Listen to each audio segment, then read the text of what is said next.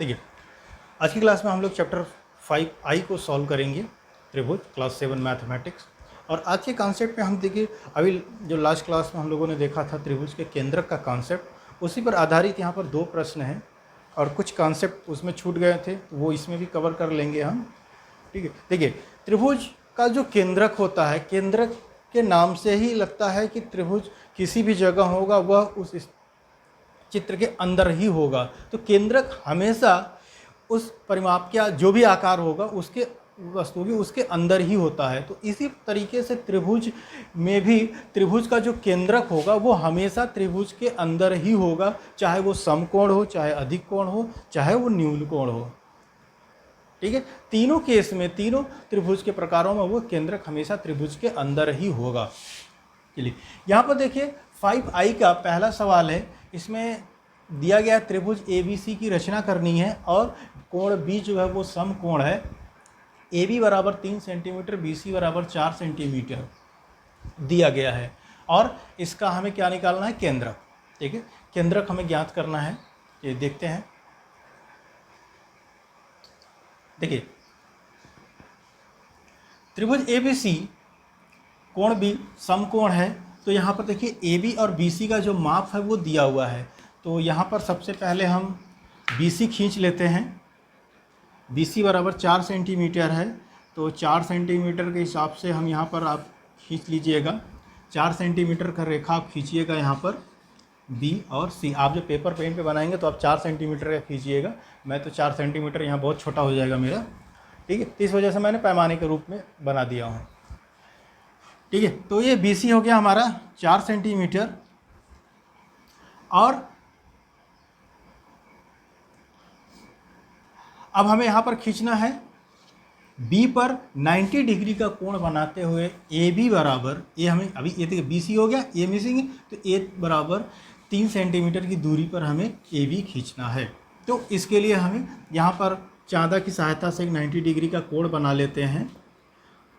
प्रकार की सहायता से भी आप बना सकते हैं। प्रकार की सहायता से बनाने के लिए आपको प्रकार की जो सुई है बिंदु B पे रखना है और इस पर एक चाप लगाना है।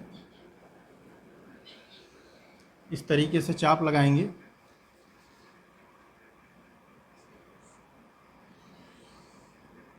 ठीक है, ये चाप लगाएंगे और वही चाप का आपको एक यहाँ पहली जो कट पर है चाप स्टार्ट हुई है यहाँ पर रखना है।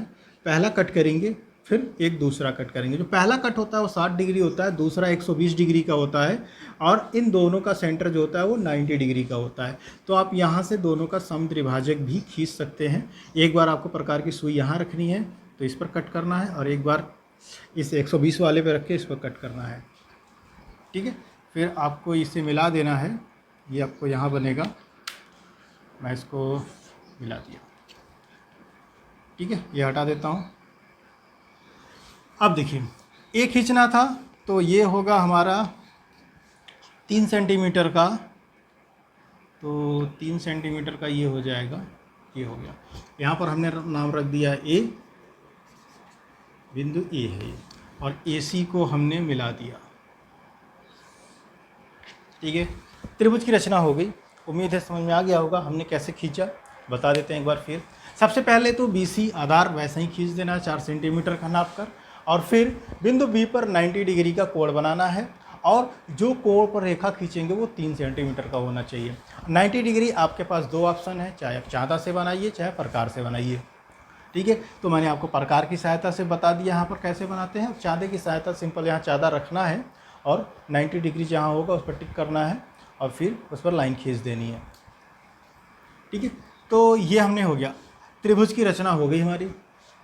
AC को सिंपल मिला देना है, इसमें कोई नाप जोग नहीं है, इसमें कॉन्सेप्ट नहीं है कुछ भी।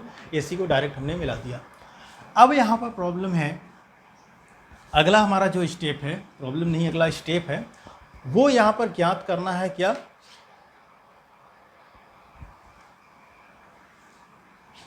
त्रिभुज का माध्यिका। ठीक है, क्योंकि त्रिभुज के माध्यिकाओं के संगमन बिंदु को ही हम बोलते हैं त्रिभुज का केंद्रक। ठीक है, तो त्रिभुज की माध्यिका ज्ञात करना है। तो माध्यिका ज्ञात करने के लिए आपको तीनों भुजाओं का मध्य बिंदु ज्ञात होना चाहिए। देखिए मध्य बिंदु कैसे ज्ञात करते हैं, कॉन्सेप्ट वाले वीडियो में मैंने आपको बताया हूँ। BC जो भी भुजा का मध्य बिंदु ज्ञात करना है, इसका हमें लंब समद्विभाजक खींचना होता है। ठीक है, तो वो लंब समद्विभाजक उस भुजा पर, जैसे AC का खींच रहे हैं तो AC का लंब समद्विभाजक खींचेंगे, और वो लंब समद्विभाजक जो रेखाखंड होगा वो AC को जिस बिंदु पर कट करेगा वही इस भुजा का मध्य बिंदु होगा। ठीक है, तो पहले AC का ही खींच लेते हैं मध्य बिंदु। तो मध्य बिंदु खींचने के लिए AC का सबसे पहले तो हमने बिंदु C पर प्रकार की सुई रखेंगे और इस पर एक ऐसे कट लगाएंगे, चाप लगाएंगे, और A पर भी वही चाप A पर भी रख के हम कट करेंगे यहाँ पर। ठीक है, और वही चीज़ अंदर से भी करेंगे इस तरीके से, और यहाँ से भी कट करेंगे, तो ये इस तरीके से बनेगा। तो हमारा मध्य बिंदु जो होगा वो ये बनेगा, ये है हमारा मध्य बिंदु। ठीक है, एक मध्य बिंदु हमको यहाँ पर मिल गया, जिसका नाम दे सकते हैं हम AB। चलिए इसका नाम हमने D दे दिया। और दूसरा BC का हमें ज्ञात करना है। देखिए BC का भी इसी तरीके से आपको ज्ञात करना है। तो BC बराबर था 4 सेंटीमीटर, तो आप 2 सेंटीमीटर पर भी आप बिंदु इस तरीके से लगा सकते हैं। 2 सेंटीमीटर पर डायरेक्ट आप बिंदु भी लगा सकते हैं इस तरीके से। और ये भी आपको पता था 3 सेंटीमीटर है, तो 1.5 सेंटीमीटर पर आप इस तरीके से बिंदु लगा सकते हैं, ये होगा। ठीक है, आपके पास दोनों ऑप्शन हैं। अगर आप ये समद्विभाजक, देखिए AC का कोई माप नहीं था, इसलिए हमने इस पर निकाला, इसका मध्य बिंदु ज्ञात किया। ठीक है, अगर आपके पास माप है तो आप माप से भी यहाँ पर निकाल सकते हैं। तो यहाँ पर जो हमारा BE होगा वो होगा 2 सेंटीमीटर, और CE जो होगा, CE जो होगा वो भी होगा 2 सेंटीमीटर। ठीक है, इसी तरीके से ये भी 3 सेंटीमीटर है, तो AF जो होगा 1.5 सेंटीमीटर, और BF जो होगा वो होगा हमारा 1.5 सेंटीमीटर। ठीक है, अब ज्ञात हो गया, आपके पास ऑप्शन है, आप बना सकते हैं, इसका भी लंब समद्विभाजक आप खींच सकते हैं। ठीक है, चलिए अब हम मिला देते हैं, इसको भी हटा देते हैं। ठीक है, आपने देख लिया, आपने समझ लिया, पेपर पेन पे जब बनाएंगे तो आप वहाँ रखिएगा। मैं इसको मिला देता हूँ पहले इससे। ठीक है, और फिर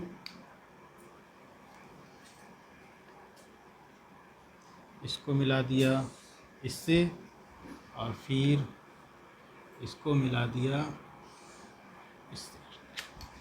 ये आप देख रहे हैं, इसका नाम रख दिया G। यही था हमारा त्रिभुज का केंद्र। ठीक है, देखिए समकोण की स्थिति में भी कहाँ बना, त्रिभुज के अंदर बना। अधिक कोण त्रिभुज भी बनाएंगे तो वहाँ पर भी आपको ये त्रिभुज के अंदर ही बनेगा। ठीक है, चलिए इसमें रचना के चरण भी देख लेते हैं।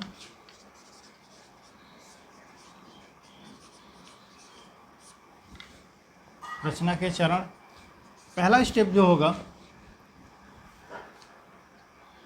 त्रिभुज ABC खींचा,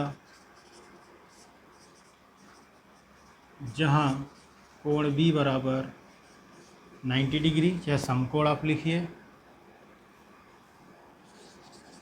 AB बराबर 3 सेंटीमीटर और BC बराबर 4 सेंटीमीटर। दूसरा पॉइंट,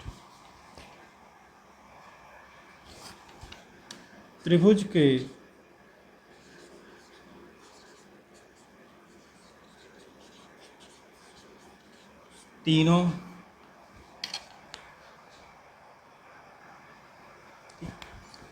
तीनों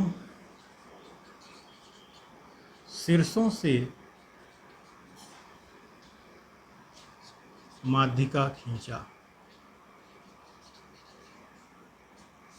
माध्यिका खींचा। अब देखिए माध्यिका खींचा हमने लिख दिया है। अब माध्यिका का जो कॉन्सेप्ट है वो इसी के अंदर अंडरस्टूड हो गया कि माध्यिका हमने खींचा है। माध्यिका क्या? सम्मुख भुजा पर मध्य बिंदु पर मिलाने वाली रेखा, ठीक है, माध्यिका खींचा। तीनों माध्यिका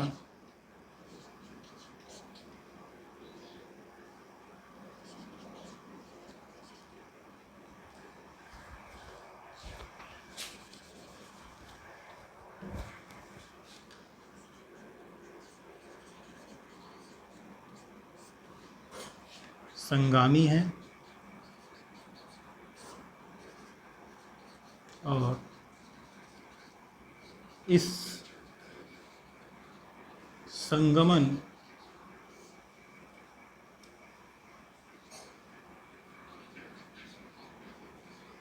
बिंदु को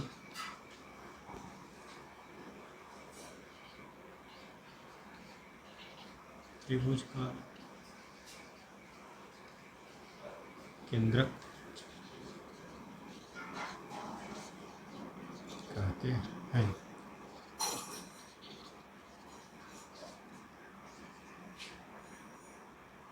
इसे जी से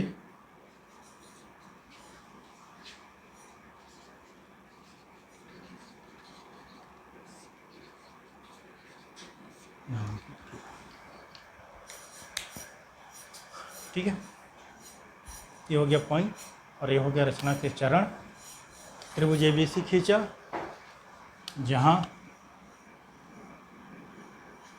ठीक है, जहाँ था कोण बी बराबर 90 डिग्री, ए बी बराबर 3 सेंटीमीटर और बी सी बराबर 4 सेंटीमीटर, ठीक है। त्रिभुज के तीनों शीर्षों से माध्यिका खींचा। तीनों माध्यिका संगामी है और इस संगमन बिंदु को त्रिभुज का केंद्रक कहते हैं और इसे जी से नामांकित किया, ठीक है। सही हो गया? छूट जाता है दिमाग में, बोलता जब छूट जाता है पता नहीं कैसे, ठीक है। तो ये हो गया।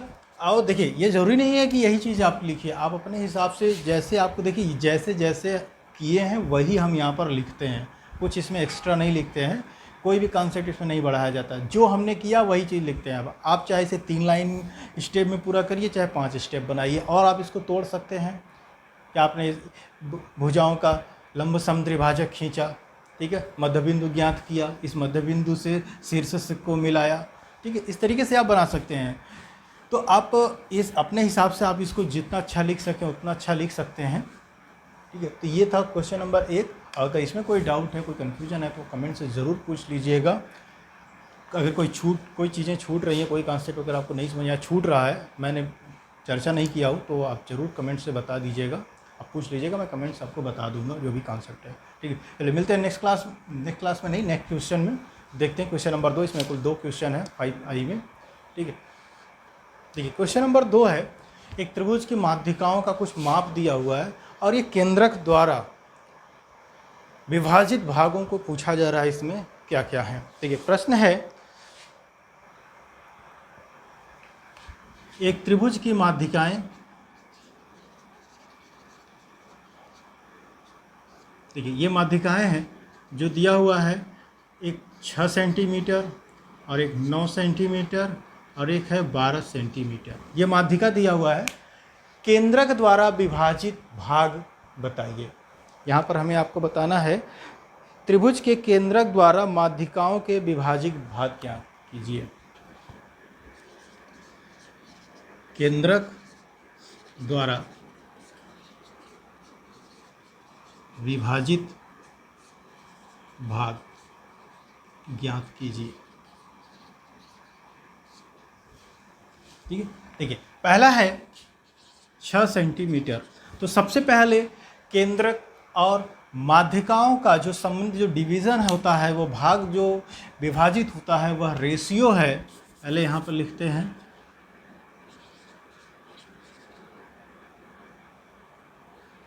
केंद्रक द्वारा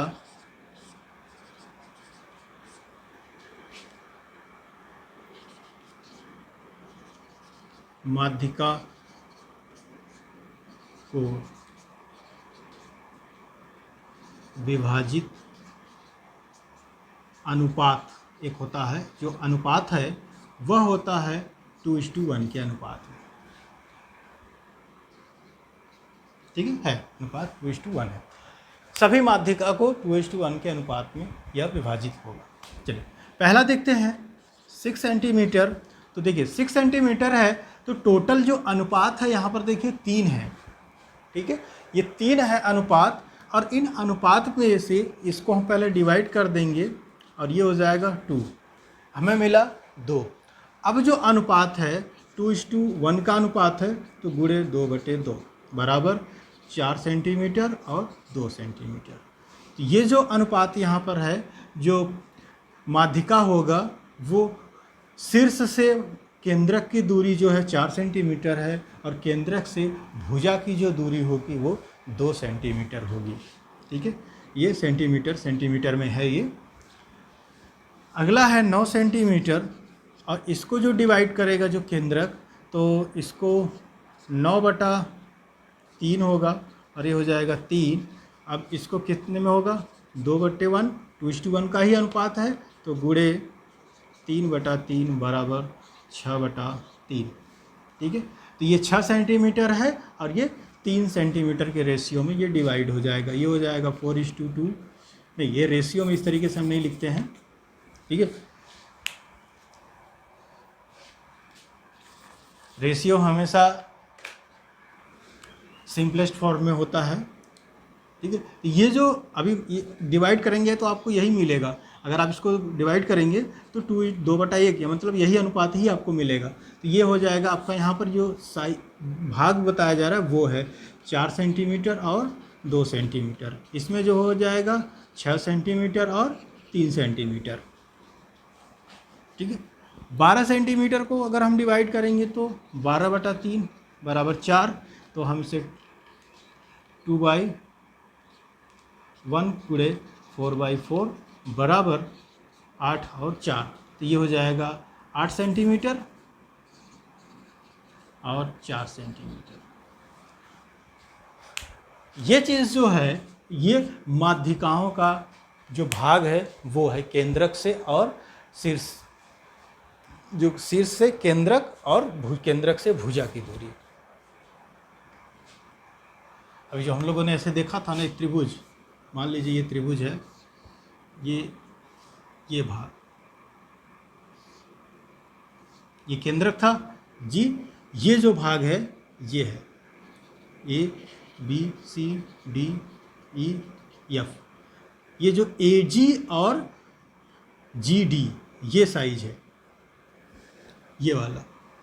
ये जो मान लीजिए अगर ये 6 सेंटीमीटर ये पहला वाला है, AD बराबर 6 सेंटीमीटर है, तो ये जो होगा पहला 4 सेंटीमीटर होगा और ये 2 सेंटीमीटर पे होगा, इस तरीके से होगा।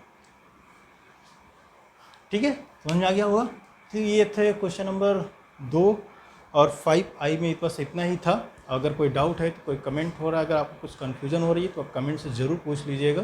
ठीक है, अगर वीडियो अच्छा लगा हो तो लोगों तक शेयर करिए। Thanks for watching. मिलते हैं नेक्स्ट क्लास में अगले नेक्स्ट कॉन्सेप्ट में, त्रिभुज की सर्वांग समता का कॉन्सेप्ट अब देखते हैं इसके आगे। ठीक है, थैंक्स फॉर वॉचिंग। वीडियो को ज़रूर शेयर करिएगा लोगों तक जिनको ज़रूरत हो, जो क्लास 7 में पढ़ रहे हो, जो कंपटीशन की तैयारी कर रहे हो, उनके लिए भी बहुत ज़्यादा हेल्पफुल है। ठीक है, थैंक यू।